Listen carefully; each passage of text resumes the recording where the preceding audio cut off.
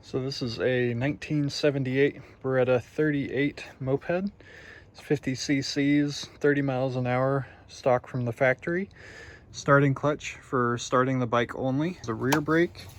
This is the front brake, obviously the throttle, speedometer.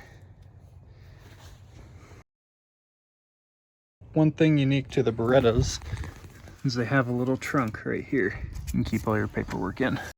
So this is a Minarelli V1 powered bike. Has a fan under there that blows cold air over the cast iron cylinder. Has a Delorto 1412 shock carburetor in it, also known as an SHA.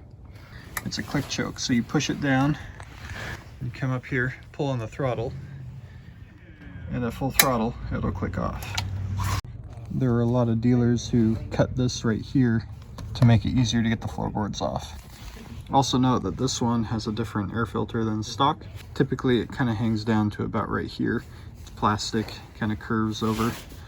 Overall, out of all the Italian bikes, Barettas are my personal favorite. It's a fairly uncommon Minarelli bike. There's lots of different Minarelli bikes, so we'll get this guy fired up for you.